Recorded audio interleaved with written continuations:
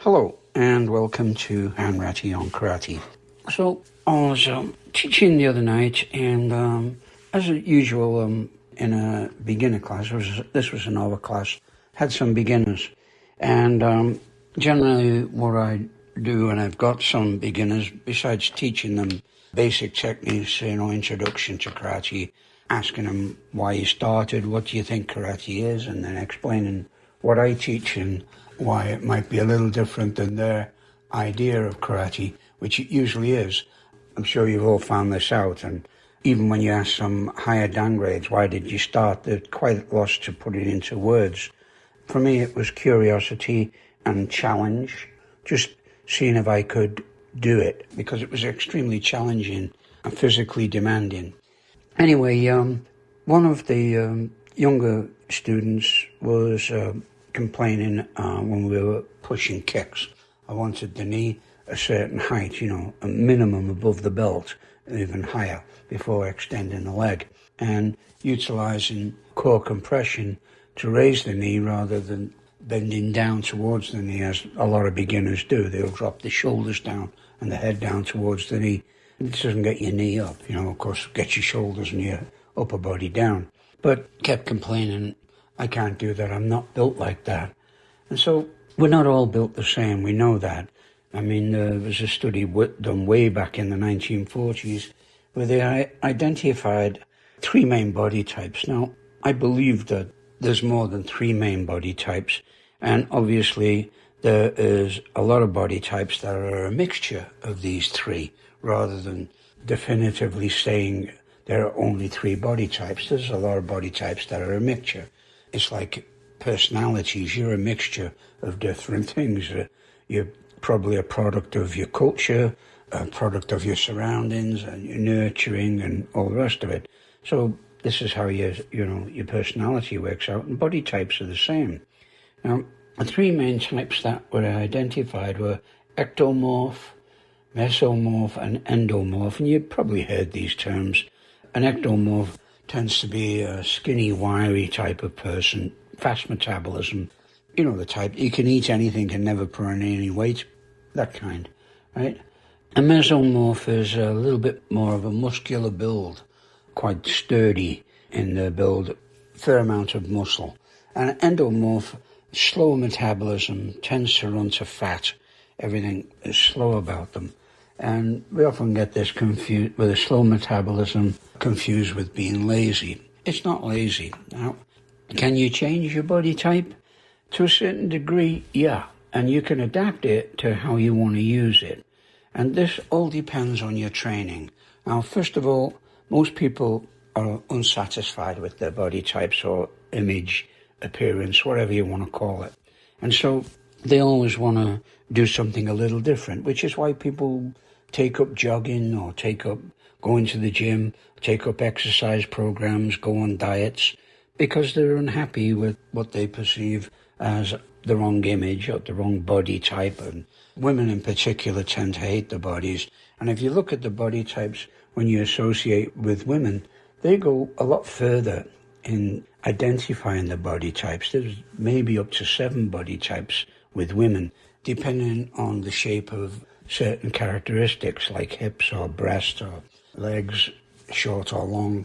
It's the same with guys, but we just don't go out of those 3 definitive body types as much. And when you're looking at people, and this is ability versus capability, which, I've gone over before when I've been looking at grading standards, you have to look at what they're able to do as to what you think they're capable of doing.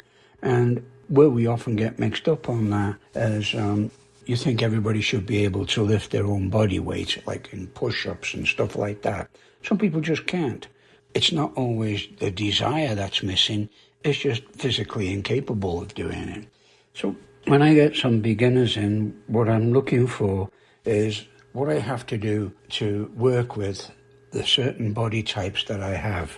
Now, luckily, this crowd of beginners I had in, pretty much all ectomorphs, but they weren't short and wiry. I had a couple of long, lanky kids in there, 16, 17-year-olds, which is a fantastic age to get people in. Actually, I like to get them in around 14 if I can. But keeping people through the teens is a big challenge, as I'm sure all of the instructors know. If you can keep a kid through his teens and into his early 20s, then you've probably got him for life if he's that dedicated. Anyway, going through this, it's almost like you're evaluating them and seeing what you have to do for each person. Now, I don't know if every instructor does this, or they just take a class and throw everything at that class that they expect of it and not differentiate with the different types of people that are taking the class. But to my mind, that's wrong. It's like everybody learns in a different way. Everybody teaches in a different way. And sometimes you're going to make a big mistake and you'll lose a really good student because you're just not getting your message across in a way that he can benefit from it. And it's the same with fitness. Now, you don't have to be really flexible to practice and train in karate, but it really helps. And so you need to incorporate flexibility training in your curriculum. You don't have to be physically fit, but you're going to probably struggle if you're not. You're really going to struggle if your cardio is low, if you're not used to a high intensity. Karate is one of the few activities that uses way more muscles than any other. We probably use every muscle in your body when you're going through a good workout. So you have to be in a pretty good state of fitness to achieve this. Otherwise, you're going to struggle, you're going to get discouraged, and you'll probably pack in. Oh, this isn't for me, right? What the instructor's got to do is try to get it into the stage where whatever you're presenting, the student is going to be capable of doing. It's like teaching kata. You don't teach unsu to a white belt, or you shouldn't. I know some people do, but you shouldn't. They're not going to understand the concept behind it. They're not going to be capable of performing the techniques in a satisfactory way because they're probably just not fit enough, all right? Now, you may be lucky. You may get somebody come in as a white belt, extremely flexible, probably done a lot of cross-training early on. You're lucky if you get somebody like that who's got decent cardio, and all you've got to do is kind of put their body in the right position, and away they'll go. They'll pick it up real quick. I've had a few of these, been lucky to have a few of these, and that's great. But then you've got to look at the rest of the people that's in the class and look after them. And you still got to challenge the one who is exceptional. You still got to challenge him to get better and push him a little further. Now, I have a couple of people in my club who've come in as white belts and extremely fit, quite flexible, and push them a little bit more and challenge them. And how they accept that challenge kind of dictates how they're going to go on. And if it's accepted and they push it, then you're really lucky. You've got somebody you can work with for years. And I'm lucky enough, I've got 2 or 3 people like that in the club at the moment. I mean, in the novice class. In the advanced class, they're probably all like that. I challenge them every day. Getting back to flexibility, you're going to have to kind of bring this into your training, probably a lot more in the novice classes than in the advanced classes. Advanced classes will come in, and my experience, and this is what I used to do when I was up around 4th, 5th, 3rd Q. As soon as I got into the dojo, I'd start stretching. I'd start going through the stretching exercises that we'd done in the class. And there's different types of stretching, as we all know. We all do different types. You can just do static stretching, standing splits or push over into deep front stances, roll your back foot over so your heel's pointing up, stretch the hamstrings, just touching the toes even, stretching up over to the side to get your lats going.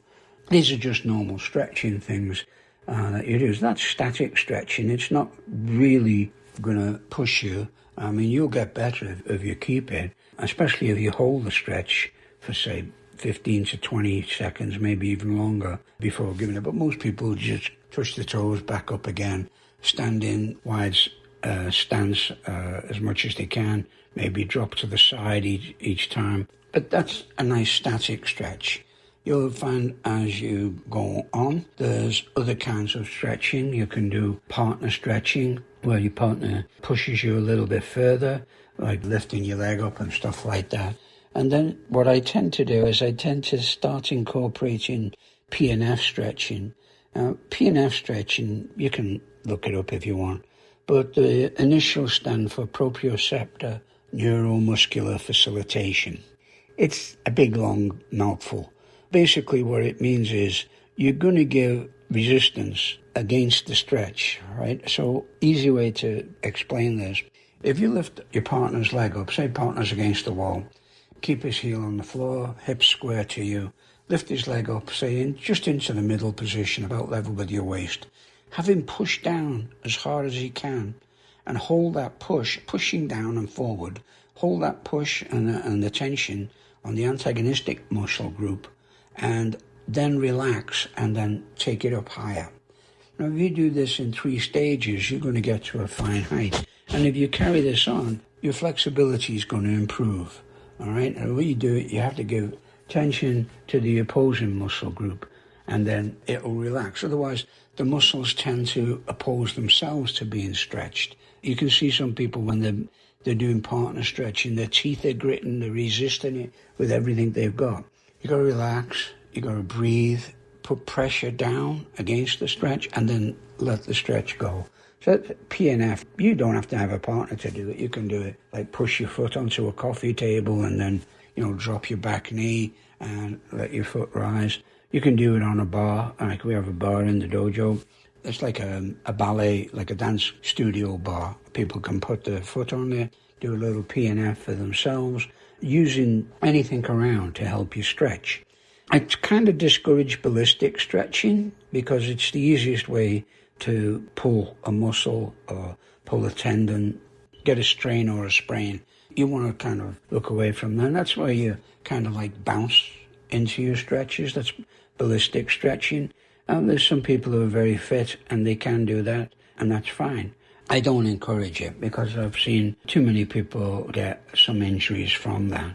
But there's different types of people, and there's no specific perfect body type for karate. If you look at the world champions, if you look at Frank Brannon, for example, he's a definite mesomorph. He's quite heavily built. He's got muscle. He's probably average height, but he has amazing flexibility for that height. So it's kind of a mixture, right? And then if you look at, say, George Best, well, he's long and thin, not a lot of muscle, and again, amazing flexibility and extremely fast, all right? This really works. There's not too many endomorphs that you're going to see as world champions, but it does come into it because there's some quite stocky endomorph types. Sensei Kase was one. If you look at Sensei Kase's build, little round stocky type, definitely an endomorph, but extremely effective in how he used it. So there's no one particular type that is perfect for karate training. But what I could say is that karate training is perfect for all types. And you've probably heard that a million times before, but it's true. Karate training suits everybody. Now, the thing it doesn't suit is somebody with a mind that is not adaptable to training, or it doesn't welcome challenges and maybe can't take the discipline. So karate training might not be for that kind of person. If you're easily defeated, it's not for you. You have to be resilient. Resilience is really strong in karate. Resilience, and look for adversity, because adversity builds strength. And it builds resilience because you keep coming back. It's like get knocked down 7 times, get up 8. Okay? That's resilience. And when you look up the definition of resilience, it's like elasticity, returning to your former state. So you get a setback, push on, return to your former state. It's a little bit more than that, though, with karate training. Resilience is, I get a knockback, and then I want to go further than I was before I got knocked back. Okay. Now, the knockbacks can be anything from an injury to just a technique, trying a technique that keeps defeating you, or trying a technique that you can't do, like a high kick. You struggle to get your kicks high. You struggle to put power in your punches. Maybe even just the way you hold your fist. It might be a struggle for you. Okay. Getting past that, getting the mindset to push on past that is what you need. And it's especially what you need as a novice, Now, as a novice, you're going to find things are going to be very hard, and this is where your instructor is going to be behind you and help you, push you on from that initial phase where it's extremely confusing. Because initially, the learning curve in karate is extremely steep. It's probably 80% or more physical than mental. But the mental side of it is in there, especially if you're getting taught a drill, okay? You need to concentrate on what's happening, who's doing what. There's so many variables that you need to bring in. And doing it, say, learning a kata, it's mostly physical, but mental. You've got to try and remember the sequence, the ampersand, the line of the kata. And if you've got a good instructor, he's obviously showing you why you're doing each one. So you're trying to remember the imaginary person in front of you is doing this, so I'm going to react this way. That's kata, right?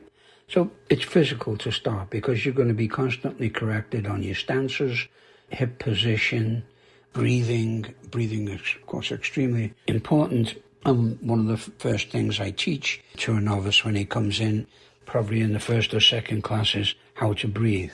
All right? We have different ways of breathing. We explain them, we go through them. Using the abdomen to push the diaphragm up and empty the lungs, allowing the abdomen to relax so the diaphragm drops and you can get more air into your lungs. This is a nice basic way of breathing. And then you get in the multiple exhalations that you need when you're fighting. And then as you back out, inhale, just so that you don't tire yourself out. Unnecessary shallow breathing, where you're not getting an awful lot of oxygen in. When you're panting during an activity, you're pushing more air out than you're getting in. And I know this doesn't sound right, but you're not getting a chance to have your lungs oxygenate, get the full value of the oxygen that's coming in. And so people get very, very tired with incorrect breathing. And this is true with any kind of sport. Okay? So you need to get your breathing right. And breathing and everything else is a question of rhythm. Everything in life has a rhythm. How you utilize that rhythm in your training is something that your instructor should be looking for. And if he's any good, he'll spot it right away. And the other thing, and the most important thing I teach to novices is first we learn to do it slow. First we do it slow, we get it right, and then we get it fast. And getting it fast is extremely important because just about all sports are improved by speed. Okay? Almost any sport you can think of, the objective is to do it as fast as you can. All right? You can go swimming. They don't give prizes to the slowest swimmer. They don't give prizes to the guy who comes last in the 100 meters, the mile, or the marathon. It's speed. I'm not saying you welly it all through a marathon. Obviously, you wouldn't last. But that's rhythm. That's pacing yourself and rhythm. But you still run faster than a lot of people who don't run. Okay? So speed is key. And how we can build up speed, how we can build up power, all of this is all part of the basic fundamentals that you start to instill into your novices. And if they say they can't do it, I don't have the right build and all that, they're probably right. So what you have to do is look up the kind of build that they have and see how you can help them. It might be diet. It might be some kind of training. Do you give them different techniques to work on? All right? And stress, I know a lot of students, they train in the club 2, maybe 3 times a week really well, and then they walk out the door and they forget. And what I insist on and what I tell them every time is, you can't forget what you've just learned, otherwise you're just going to come back next week and we're going to try and learn the same thing again. You have to kind of practice it at home, or at least run it through your head so you get the visualization working. Visualization, mental visualization is an extremely important part of any training regime. And this has been proven so many times. Like, for example, there's a study done, and I think it's in one of my coaching books there, where they asked, I think it was 10 basketball players. Okay, 10 of them were practicing free throws. That's where you throw from a line into basketball. I'm not a big basketball fan, but anyway, it takes a fair bit of technique to throw a ball into a basket from the line. I don't know how far back the line is. If you do basketball, you probably do. Anyway, they're taking free throws. And then there are 10 others, and all they had to do was imagine doing the same throw. And then when they kind of put them together, there was very, very little difference in the people who'd actually practiced throw physically and the people who'd visualized it. So the power of visualization is not to be ignored. And so even if you're not practicing karate away from the dojo, try and visualize what you've been taught. And this is why it's so important to teach properly. So that's the onus is on the instructor. There's a lot of responsibility on the instructors. Okay, so that's different things to think about, body types and different activities for the different body types to get the best out of them. Not everybody is built solid, 4 brick strong. Not everybody is 6'5" tall. I'm certainly not. And some people just don't have the weight.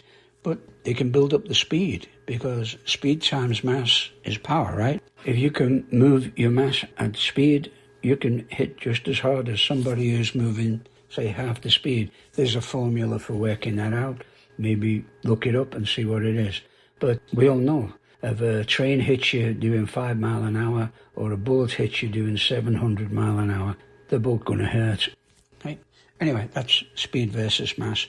This is something that a good instructor is going to explain, and is going to tell you how to make the best use of your body type, whatever it is. And there's going to be allowances made for what you're capable of and what you're able to do. So it's ability and capability again. Anyway, that's just my thoughts. So if you've got any of your own, let me know. Take care. Bye now.